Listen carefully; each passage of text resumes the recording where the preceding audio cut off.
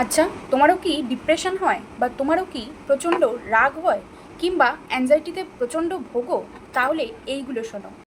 সমাজে কে কি ভাবলো, কে কি বললো, এই ভাবতে ভাবতেই যদি তুমি তোমার মূল্যবান সময়টাকে নষ্ট করে ফেলো, তাহলে ডিপ্রেশন আর রাগ আর অ্যাংজাইটি ছাড়া কি থাকবে তোমার জীবনে বলতে কোনো মানুষই পারফেক্ট নয়। আর পারফেক্ট কখনো মানুষ হতে পারে না। সবার মধ্যেই কিছু কম বেশি রয়েছে, কিন্তু সেগুলোকে নিয়েই আমাদেরকে এগিয়ে যেতে হয়। তুমি তোমার মধ্যে কি কম আছে, কি বেশি আছে, সেগুলো খুঁজে পাওয়ার চেষ্টা করো। সেগুলোকে নিজের মতো করে তৈরি করার চেষ্টা করো। কার কি রয়েছে, কার কি আছে, কার কি নেই, সেই সব দিকে তাকালে, পেছনের দিকে যখন তাকাবে দেখবে তোমার মধ্যেই অনেক কমতি রয়েছে। আর তখন তোমারই ডিপ্রেশন হবে।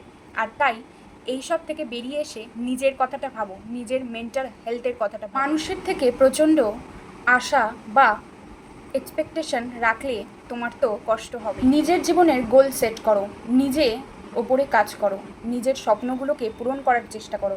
দেখবে আপনা আপনি তুমি সাকসেসের দিকে এগিয়ে যাচ্ছ।